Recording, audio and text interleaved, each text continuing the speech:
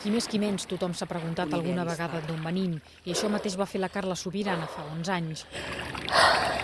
Animada pel seu mentor, el cineasta Joaquim Jordà, comença una investigació per conèixer la figura del seu avi, del qual només sap que va morir afusellat el 1940. El teu avi era un membre de no sé quina organització, de la FAI, suposo, o d'alguns grups independents d'això, que feia atracaments amb fins socials.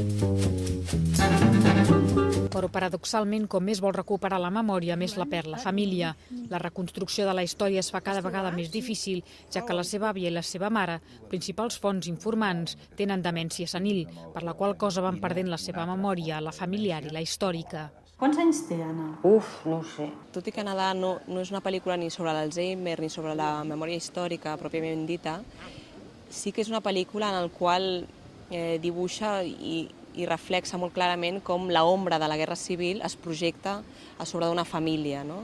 I com un fet històric tan important en el nostre país repercuteix en 3 generacions de dones, no? Llavors, diguéssim, com amb la meva família n'hi ha moltíssimes en aquest país, no? Per tant, és evident que Nedar té una vocació absolutament universal, no? Diguéssim. A cavall entre la ficció i el documental, Subirana protagonitza, escriu i dirigeix aquest retrat de 3 generacions de dones que s'enfronten a un secret guardat durant anys. La meva àvia no va poder parlar sobre les seves vivències per un tema de por i de dolor, no?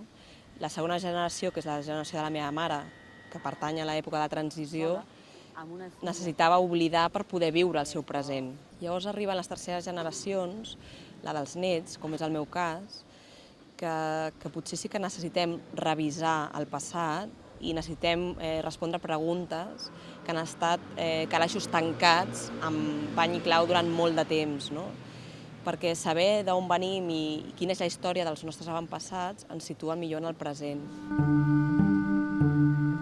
Subirana estira el fil del seu passat per arribar a ella mateixa. Al final, Nedar és, en definitiva, un viatge a la recerca de la pròpia identitat.